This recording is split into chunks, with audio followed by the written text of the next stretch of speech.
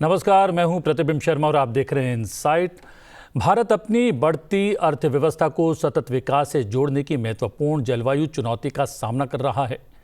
इस चुनौती को संतुलित करने के लिए भारत ने वर्ष 2030 तक 500 गीगावाट गैर जीवाश्म ऊर्जा क्षमता और 2070 तक शुद्ध शून्य उत्सर्जन का महत्वाकांक्षी लक्ष्य रखा है। इन लक्ष्यों को प्राप्त करने के लिए ऊर्जा दक्षता, नवीकरणीय ऊर्जा, स्थायी कृषि और हरित शहरी बुनियादी ढांचे में निवेश बेहद आवश्यक है। साथ ही इन प्रयासों के लिए वित्त पोषण और अंतर्राष्ट्रीय सहयोग की भी आवश्यकता है। क्या है पूरा कार्यक्रम, देखते हैं।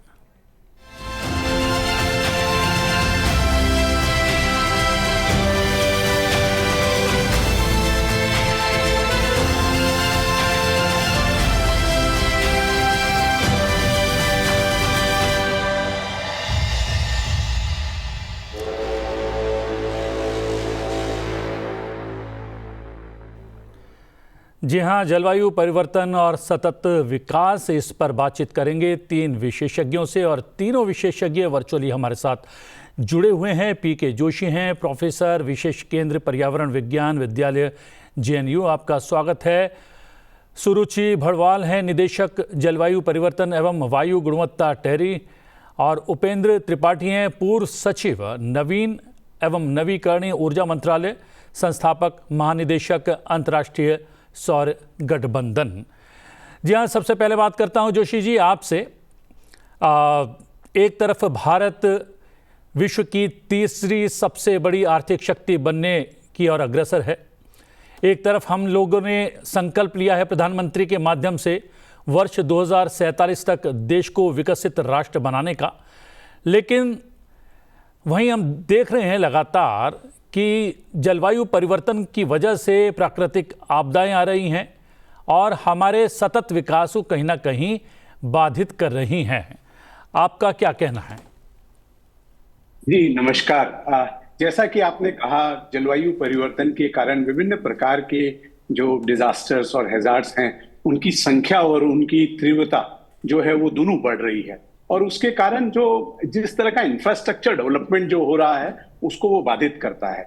ये हमारे लिए बहुत जरूरी है ये समझना कि कहीं ना कहीं इस तरह की चुनौतियां भविष्य में भी जरूर आएंगी। जिस तरह से जलवायु परिवर्तन की बात हो रही है या पर्यावरण की बात हो रही है, तो हमें जरूरत है कि जब हम विकसित भारत की बात कर रहे हैं तो जो रेजिलियंट, जो लचीला इंफ्रास्ट्रक्चर जो होता है उसकी ओर प्रचुर मात्रा में जोर दिया जाए और कोशिश की जाए कि जो भी हमारा इंफ्रास्ट्रक्चर डेवलपमेंट हो रहा है या जो भी हमारे प्लान्स हैं, जैसे आपने नॉन फ्यूसिल एनर्जी की कैपेसिटी की बात कही या ग्रीन सिटीज की बात कही, तो हमें उसमें जो रेजिलियंस का जो कंपोनेंट है उसको बहुत इंपॉर्टेंस देनी चाहिए और हमें कोशिश करनी चाहिए कि हमारा किसी भी तरह का इंफ्रास्ट्रक्चर जो आज बढ़ रहा है, जो हमें भविष्य में और सशक्त करने के लिए तैयार है, उसमें हम लचीलापन लाएं ताकि जो इस तरह की आपदाएं और जो इस तरह के जोखिम जो आते हैं उनको वो फेस कर सके, और जो भी समय के साथ अगर उनकी तीव्रता और इंटेंसिटी बढ़ रही है तो उसको में भी हम लोग उसको एक अंकुश लगा सकें। सुरुचि जी, माना यह जा रहा है कि विकास की गति तो थम नहीं सकती और थमनी भी नहीं चाहिए, लेकिन विकास प्रकृति को साथ में लेकर होना चाहिए। उसके लिए क्या कुछ किया जाना अभी बाकी है और क्या कुछ हम लोग कर रहे हैं सरकार के तौर पर? जी, जब हम सस्टेनेबल डेवलपमेंट की बात करते हैं तब 3 पिलर्स को साथ में लेके चलते हैं, जहाँ पे डेवलपमेंट, इकोनॉमिक डेवलपमेंट एक पिलर पे होता है, पर एनवायरनमेंट साथ में चलता है और इकोनॉमिक एस्पेक्ट्स साथ में कंसिडर किए जाते हैं। तो ये 3 पिलर्स मिलके फिर अगर साथ में चलें, जब आप डेवलपमेंट की बात करें तब आप यू कैन अज्यूम कि जो डेवलपमेंट है वो सस्टेनेबल है और वो डैमेजिंग नहीं है।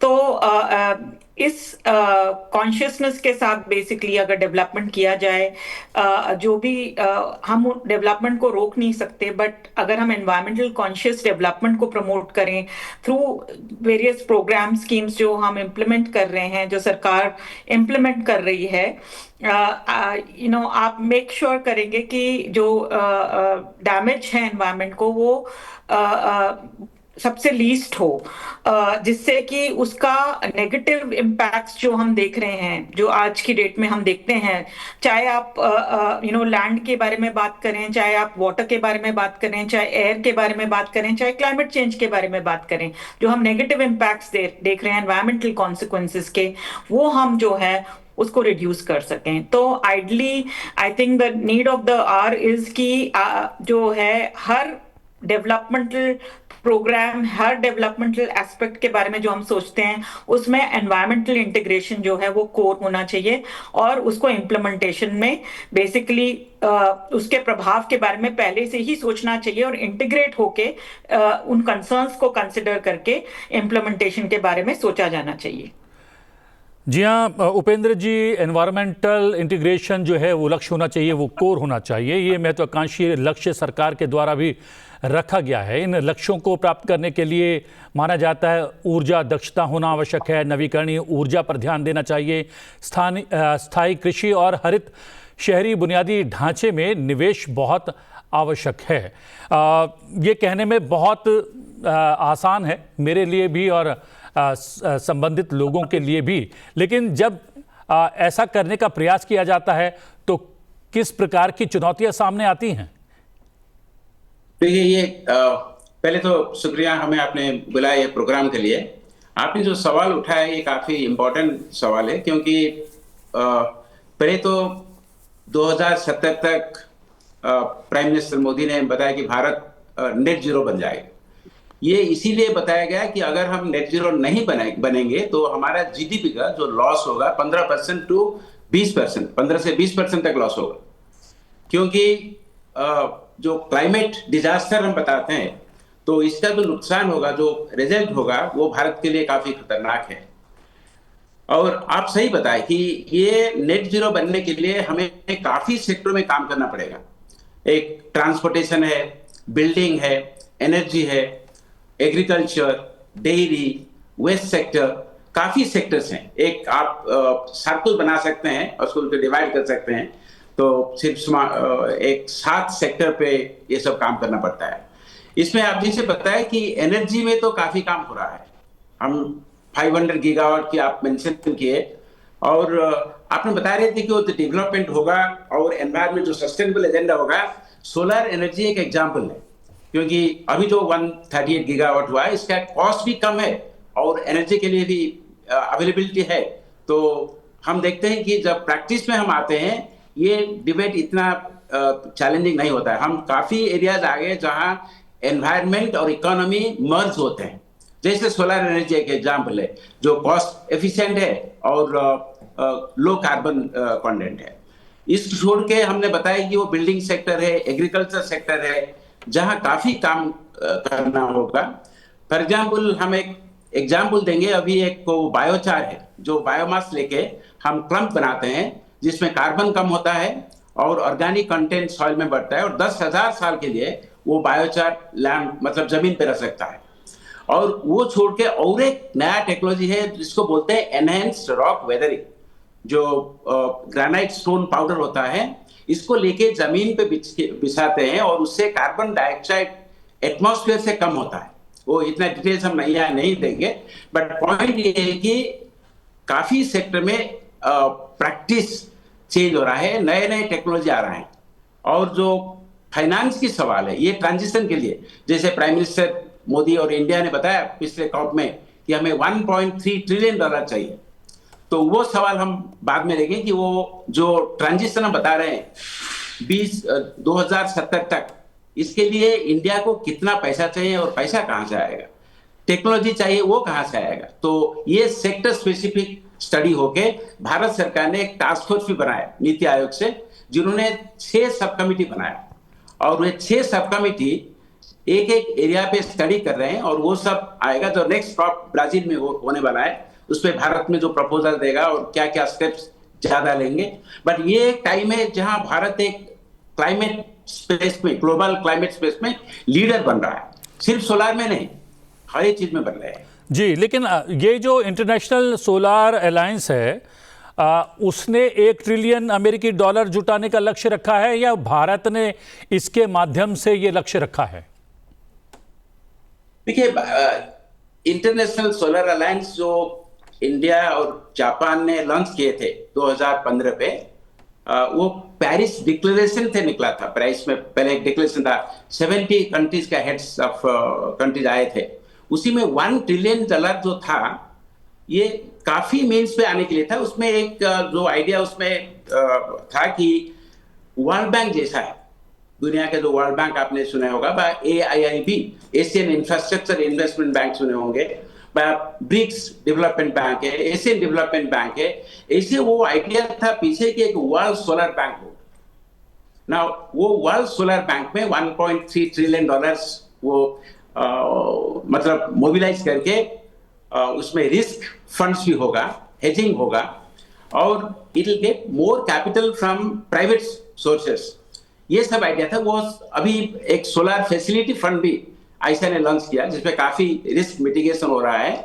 बट मेनली वो जो $1 ट्रिलियन आने के लिए प्लान था, वो मेंबर्स कंट्री का नीड रिसर्च करके क्या नीड्स है, और जो मॉडल्स वो लेते थे। फॉर एग्जांपल, इंडिया का जो मॉडल है उसमें प्रोजेक्ट का 70% लोन होता है, लोन तो बैंक से आता है, सिर्फ 30% इक्विटी है, और इसका पीपीए है परचेज करने के लिए।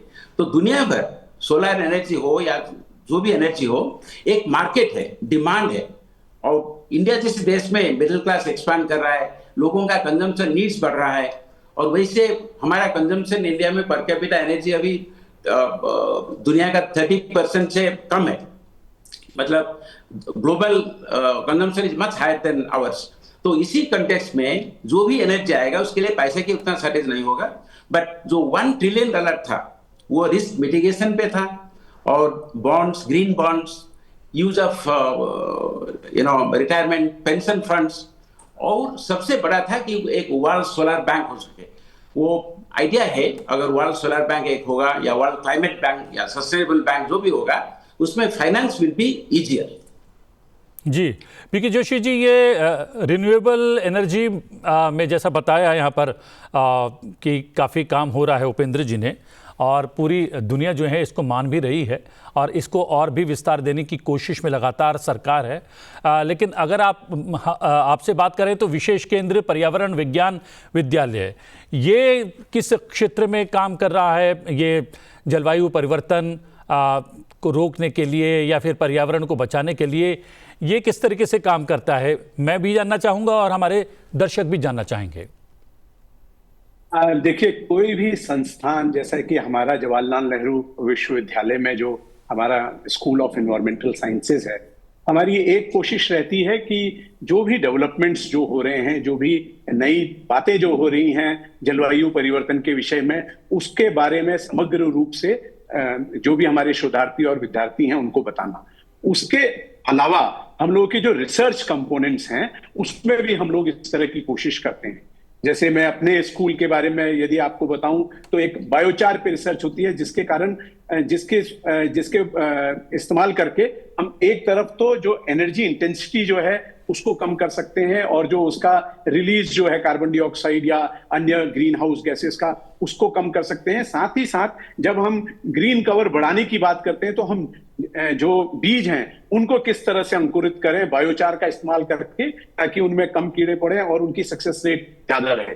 इसी तरह से एग्रो फॉरेस्ट्री का जब डोमेन में हम लोग बात करते हैं तो किस तरह की स्पीसीज को लगाया जाए कि जिसका मिनिमम इम्पैक्ट आए वाटर रिसोर्सेज में, मिनिमम इम्पैक्ट आए सॉइल में, और वो एक मुनाफे का बिजनेस रहे। इसी तरह से जब हम रिन्यूएबल एनर्जी के क्षेत्र में हम लोग जब देखते हैं तो जो भी कम्बिनेशंस ऑफ एनर्जी हैं, जैसे एक मानना यह है कि सोलर एनर्जी का यूज ज्यादा होना चाहिए, लेकिन जिस तरह के शोध हो रहे हैं और जिस तरह से हम लोग व्यवस्था देख रहे हैं देश में ही नहीं विश्व भर में, तो हमें चाहिए कि हम कॉम्बिनेशन ऑफ एनर्जी यूज करें।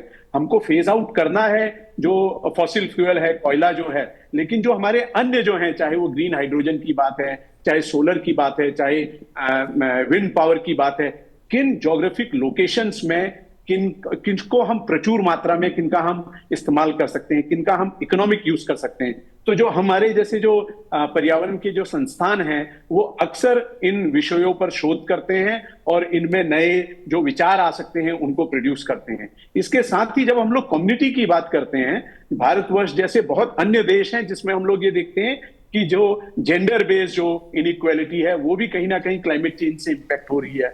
जो गरीब इलाके जो हैं, जो कोस्टल एरियाज जो हैं, जो पहाड़ी एरिया जो हैं, वहां पे इनको ज्यादा दिक्कत है। वहां के जो प्रवासी हैं उनको क्लाइमेट चेंज के नाते ज्यादा दिक्कत होती है। तो क्या हम उन भौगोलिक परिस्थितियों के अनुरूप टेक्नोलॉजी को बता सकें, जिसको हम लोग एप्रोप्रिएट टेक्नोलॉजी बोलते हैं, मतलब तकनीक का इस्तेमाल करें लेकिन उन तकनीक को उस भौगोलिक स्थिति, उस सामाजिक और आर्थिक जो उनकी व्यवस्था है उसके अनुरूप कैसे बता सकें। जैसे हम लोगों ने अक्सर हिमालय में रिसर्च की है और हिमालय में हमने पाया है कि किस तरह से विमेन फोर्स को, औरतों को, जिनका महिला मंगल दल होते हैं, उनको किस तरह से इन्वॉल्व किया जाए कि फॉरेस्ट फायर को भी कम किया जा सकता है, फॉरेस्ट डिग्रेडेशन को भी कम किया जा सकता है और एग्रीकल्चर को क्लाइमेट रेजिलिएंट बनाया जा सकता है। तो हमारे संस्थानों में इस तरह के शोध अक्सर होते हैं, इनका विवेचना होती है, इनको पॉलिसी डॉक्यूमेंट में इंट्रोड्यूस किया जाता है और साथ ही हमारी कोशिश रहती है कि इन सभी आयामों में क्या नया किया जा सकता है जिससे सिर्फ राष्ट्र को ही फायदा ना हो, विश्व भर में उसमें एक नया डिस्कोर्स और एडवोकेसी डेवलप हो। इस तरह के रिसर्च हम लोग करते हैं। जी, सुरुचि जी, आप भी जो है निदेशक हैं जलवायु परिवर्तन एवं वायु गुणवत्ता टेरी की। जिस तरीके से प्रदूषण की वजह से वायु गुणवत्ता जो है प्रभावित होती है, वो एक बड़ा कारण है जलवायु परिवर्तन का। हम लोग देख रहे हैं कि हमारी फैक्ट्रीज़ हों, वो जो है ईंधन के रूप में कोयले पर बहुत ज़्यादा आधारित है। हमारे यहाँ पर हमारे वाहन जो हैं ज़्यादातर पेट्रोल डीजल का इस्तेमाल कर रहे हैं। इस दिशा में सरकार कोशिश कर रही है कि किस तरीके से कोयले का इस्तेमाल थोड़ा सा मिनिमाइज़ किया जाए और पेट्रोल और डीजल के वाहनों की जगह ई व्हीकल जो है उस पर भी जोर दिया जा रहा है। लेकिन जो अभी तक के प्रयास हैं वो कितने फलीभूत हो रहे हैं और क्या ये प्रयास काफ़ी हैं या फिर अभी बहुत कुछ किया जाना बाकी है? देखिए, अगर हम भारत की बात करें तो पोटेंशियल बहुत ज्यादा है। जैसे जैसे हम कन्वर्ट हो रहे हैं रिन्यूएबल्स की तरफ, इलेक्ट्रिक व्हीकल्स की तरफ, डिमांड भी जो है वो इंक्रीज होती जा रही है समय के साथ। पॉपुलेशन, हम one of the most populated countries in the world हैं, तो हमारे डिमांड्स भी इंक्रीज होते जा रहे हैं। तो जब हम शिफ्ट कर रहे हैं रिन्यूएबल्स की तरफ या क्लीन एंड ग्रीन की तरफ जो है टेक्नोलॉजीज की तरफ, दूसरी तरफ पे आपका डिमांड भी बढ़ रहा है। तो जो ट्रेडिशनल फ्यूल्स जो हम वो बात करते हैं जिनके बारे में, कोयले पे निर्भरता या फिर ऑयल पे निर्भरता, डीजल पे निर्भरता, वो हमारी कुछ टाइम तक कंटिन्यू रहेंगी। हम उनको एकदम से डिस्कनेक्ट नहीं कर सकते और एंटायरली शिफ्ट नहीं कर सकते क्लीन एंड ग्रीन की तरफ। इसीलिए हम इसको एक ट्रांजिशन फेज की तरह मानते हैं जिसमें कि हमें कुछ समय चाहिए एज अ कंट्री जो है इस एक तरीके के लाइफस्टाइल से कन्वर्ट होने के लिए दूसरी तरह के लाइफस्टाइल में। और इसमें आपको सालों लग जाएंगे। इनफैक्ट आप 10 से 20 साल आराम से लगाइए ट्रांजिशन फेज में, जिसमें कि आप एक तरीके के जिसमें हम यूज टू हैं लाइफस्टाइल के और यूज करने के लिए टेक्नोलॉजी एक्सेट्रा को हम शिफ्ट करें, क्योंकि उतना समय आपको लगेगा, देश को लगेगा शिफ्ट करने के लिए। वाइल कुछ प्रोग्रेस हम देखते हैं, वेरियस स्कीम्स जो लॉन्च्ड हैं, प्लान्स प्रोग्राम्स लॉन्च्ड हैं, इलेक्ट्रिक व्हीकल्स को माने, या मार्केट्स जो हैं डेवलप कर जाएंगे। जैसे आप ईवी का मार्केट देखते हैं, वहां पे जो स्केल ऑफ चेंज है वो उसकी रफ्तार काफी तेज रहेगी। जहां आपको टेक्नोलॉजीज प्रूव करने और उनको कमर्शियल स्टेज तक ले जाने हैं, जब तक कि मार्केट्स आते हैं पिक्चर में, उसमें समय लग सकता है। इसीलिए इजीली आप 2 से 3 दशक जो है लगा सकते हैं कि एक ट्रांजिशन फेज रहेगा जहां पे टेक्नोलॉजीज आएंगी या आ चुकी हैं, और जब तक वो कमर्शियल होती हैं और अपटेक होती हैं, आम आदमी तक पहुंचती हैं उन टेक्नोलॉजीज को यूज करने के लिए, उसमें वक्त लगेगा और हर देश को जो है वो समय चाहिए होगा। पर आज की डेट में अगर आप भारत के बारे में बात करें, हमारी non fossil related energy utilization जो है 50% पे पहुंच चुकी है और हम विश्व में करीब थर्ड या फोर्थ कंट्री हैं जो इस पोजीशन पे हैं। तो हम काफी अच्छा कर रहे हैं, हम राइट डायरेक्शन पे मूव कर रहे हैं। गवर्नमेंट से भी थ्रस्ट है पॉलिसीज प्रोग्राम्स के थ्रू कि आप इन क्लीन टेक्नोलॉजीज को प्रमोट करें। पर अगर हम बात करें हमारे ट्रेडिशनल फ्यूल्स के यूज का, जो कोयला है, ऑयल है और गैस है, ये कुछ समय तक कंटिन्यू रहेंगे क्योंकि ये ट्रांजिशन फेज है और हम मानते हैं कि हम इनको स्लोली हटा देंगे, बट उसके लिए वक्त लगेगा। उपेंद्र जी, ये भारतीय कार्बन बाजार के लिए राष्ट्रीय संचालन समिति का एक गठन किया गया है। ये समिति का क्या काम होगा, और भारतीय और कार्बन बाजार की अगर बात करें तो हम लोग यूएस, चाइना, जापान इससे कैसे compete कर सकते हैं? एक बड़ा चैलेंज है। ये काफी एक इम्पोर्टेंट एरिया है। और वैसे तो यूएसए में इनका कार्बन मार्केट पहले ही आ गया, यूरोपियन यूनियन में भी कार्बन मार्केट है और चाइना में भी है जी। हम अभी हमारे जो नेशनल कमिटी है वो काफी जल्दी ये लाने के लिए कोशिश कर रहे हैं। शायद इसमें एक कंप्लायंस मार्केट है जो हार्ड टू अबेट सेक्टर है, सीमेंट हो या एल्यूमिनियम हो या स्टील हो, वो कार्बन कंप्लायंस करने के लिए सरकार कुछ कानून बनाते हैं और रूल्स लाते हैं, उनको कुछ टारगेट्स देते हैं, और वो टारगेट अगर मीट नहीं करेंगे तो उनको कुछ पनिशमेंट भी होता है। वो कंप्लायंस मार्केट शायद नेक्स्ट ईयर मिड तक आ जाएगा। एंड अभी तो जो वॉलंटरी मार्केट है और जो नया मार्केट 6.26 रूल 2 पे है, वो इंटर कंट्री ट्रेड होता है कार्बन का, उसी में इंडिया काफी प्रोग्रेस कर रहा है। जापान के साथ हमारा एमओयू हुआ है, होने वाला है, कोरिया के साथ भी चल रहा है। तो ये जो मार्केट आ रहा है ये काफी $1 बिलियन की मार्केट है। इसमें क्या होता है कि हम कार्बन कम करते हैं और जो कार्बन कम होता है वो सर्टिफिकेट बाहर बेचते हैं, अब विद इन द कंट्री भी हम बेच सकते हैं। तो इसका जो ब्लूप्रिंट अभी ब्यूरो ऑफ एनर्जी एफिशिएंसी या ministry of power and ministry of forest environment and climate change वो बना रहे हैं टुगेदर, ये कमिटी में है। ये काफी बड़ा इंपॉर्टेंट चीज है। इसमें एक तो फाइनेंस की इश्यूज है और दूसरी वो टेक्नोलॉजी की इश्यूज भी है, ये कैसे वो कार्बन कम हो सकता है, कैसे एनर्जी ज्यादा एफिशिएंट हो सकता है। इसी में हम सोच रहे हैं जो ग्रीन हाइड्रोजन की रोल भी काफी बड़ी है इसमें। अगर हम बात करें स्टील प्रोडक्शन हो या सीमेंट प्रोडक्शन हो, can we use green hydrogen for furnace and other things. So काफी रिसर्च चल रहा है और हम थोड़ा लेट है अभी, क्योंकि दूसरे देश में चाइना हो या यूएसए या यू में वो मार्केट थोड़ी देर पहले आ गया, और हम अभी कोशिश कर रहे हैं कि 1 साल के अंदर वो मार्केट शुरू हो, कंप्लायंस मार्केट शुरू हो। और मैं अभी जो पहले बता रहा था कि ये जो कार्बन मार्केट है दुनिया में, इसका काफी रेट्स है। मतलब अभी प्रोफेसर जोशी ने बता रहे थे कि वो जो बायोचार से अगर आपको कार्बन सर्टिफिकेट मिला तो वो शायद $200 कुछ मिलता है पर टन। अगर वही चीज आप दूसरे चीज में लेंगे तो $20 भी हो सकता है, $2 भी हो सकता है। तो इसी में वो कार्बन मार्केट में वो आइडेंटिफाई कर रहे हैं। फॉर एग्जांपल एक मैनग्रोव से, समुद्र के किनारे पे जो मैनग्रोव होता है जिसमें कार्बन एब्जॉर्प्शन कैपेसिटी ज्यादा है, अगर वो मैनेज करके कार्बन सर्टिफिकेट मिलेगा तो वो तो काफी रेट मिलता है कार्बन नेशनल मार्केट में। तो अभी ये राइट टाइम है जब हम नीति आयोग हो या ministry of power and ministry of forest environment and climate change, वो बैठ के सारे देश के लिए एक टारगेट बनाना चाहिए। जो 83 मिनिस्ट्रीज हो सेंटर में या स्टेट में, प्रोविंसेस में हो, सब डिपार्टमेंट को एग्जामिन करना चाहिए कि हम कार्बन सर्टिफिकेट कितना जनरेट कर सकते हैं और कितने हम बेच सकते हैं। तो मैं बोल रहा हूँ कि सब डिपार्टमेंट बेचेंगे, बट देश के लिए एक ब्लूप्रिंट चाहिए। जी, समय समाप्त हो रहा है। आखिरी टिप्पणी चाहूँगा पीके जोशी साहब कि हम कार्बन उत्सर्जन को कम करने के लिए खेती को कैसे इस्तेमाल कर सकते हैं। किसानी जो है हमारी, कृषि जो है वो कितना इम्पोर्टेंट रोल अदा कर सकती है।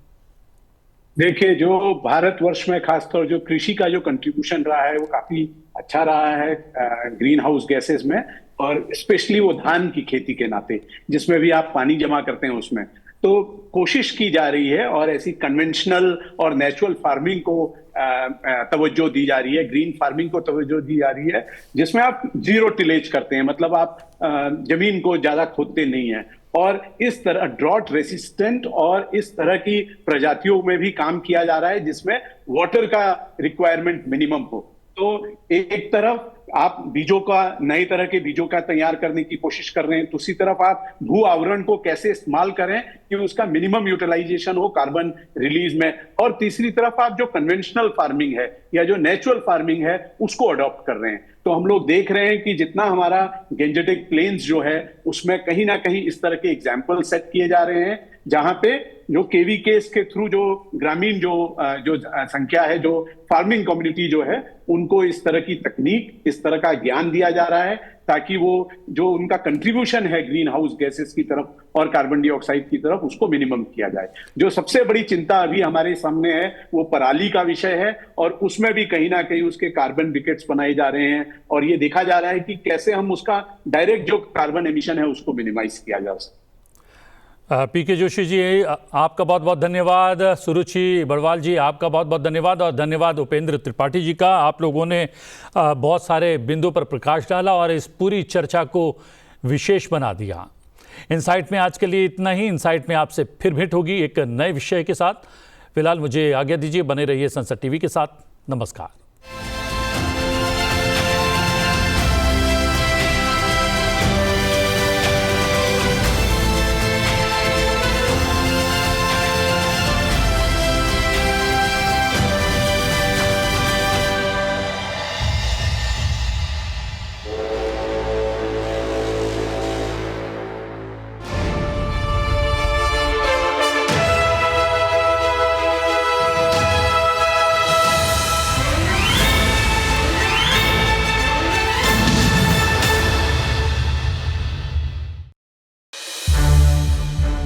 संसद टीवी के और भी प्रोग्राम्स देखने के लिए सब्सक्राइब करें हमारा YouTube चैनल, और हाँ, इन्हें लाइक और शेयर करना ना भूलें।